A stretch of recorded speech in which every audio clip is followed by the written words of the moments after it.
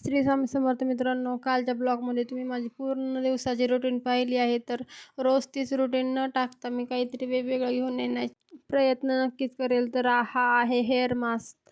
हा कसा बनवला हे तुम्हाला पुढे कळेलच. तर व्हिडिओ पूर्ण बघा, लाईक करा, सबस्क्राईब करा आणि शेअर नक्की करा.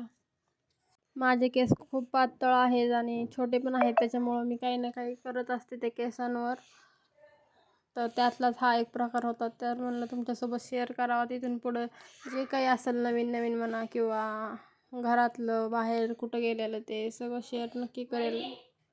तर हे मास्क मी पूर्णपणे रात्र भिजू घातलं होतं. नंतर त्याला मिक्सरमध्ये काढून मिक्स केलं आणि नंतर स्टेप बाय स्टेप केसांना भागून पुढून फक्त मुळांना लावलं.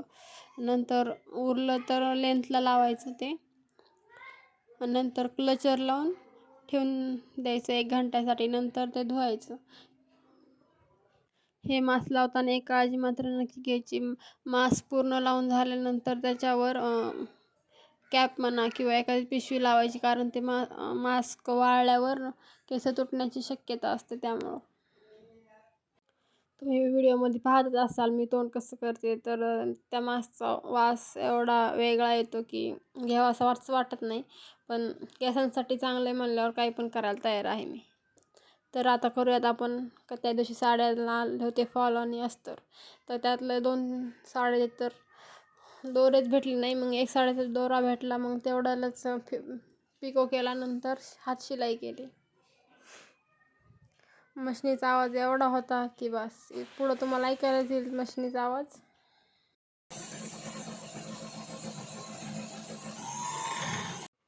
मास्कची रेसिपी डिस्क्रिप्शनमध्ये आहे, नक्की चेक करा.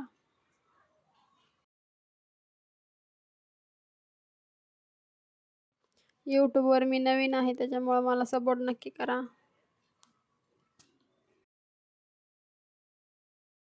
आता झाली आहे आपली साडी पिको करून. नंतर गोळा केली आणि हात शिलाई करण्यासाठी एका बाजूला ठेवून दिली. नंतर घालायची होती आपल्याला दुर्वा आंघोळ. तर ती टाळू भरली, नंतर मालिश केली.